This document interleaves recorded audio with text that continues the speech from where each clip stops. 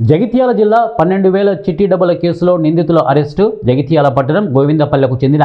Kulagani అంజయ్యను December 31 నాడు హత్య చేసిన ఘటనలో నిందితులు దాసోజు శ్రీనివాస్, అతని కుమారుడు వేణుచారిల అరెస్టు. ఇక మృతుడు అంజయ్య భార్య పద్మ ఇచ్చిన ఫిర్యాదు మేరకు కేసు నమోదు చేసి నిందితులను అరెస్టు. చిట్టి డబ్బులు తీసుకుని బకాయిగా ఉన్న 12,000 రూపాయలు ఇవ్వమని కులగాని అంజయ్య అడిగాడు. డబ్బులు ఎగ్గొట్టాలనే ఉద్దేశంతో శ్రీనివాసు, వేణుచారిలు పథకం ప్రకారం అంజయ్యను పిలిపించి విచక్షణారహితంగా దాడి చేయడంతో పాటు మృతుడు అంజయ్య ఛాతీ మరియు ముఖంపై పిడిగుద్దులు గుద్దడంతో స్పృహ కోల్పోయిన అంజయ్యను ఆసుపత్రికి తరలించగా మృతి చెందాడని తెలిపిన పట్టణ సర్కిల్ ఇన్స్పెక్టర్ కరుణాకర్ నిందితులిద్దరినీ అరెస్టు చేసి రిమాండ్కు తరలించినట్టు తెలిపారు.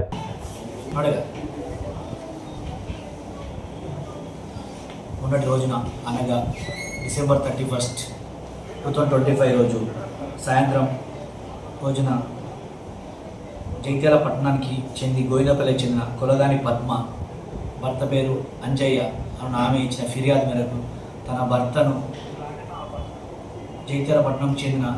వాసోజు శ్రీనివాస్ మరియు ఆయన కొడుకు వేణుచారి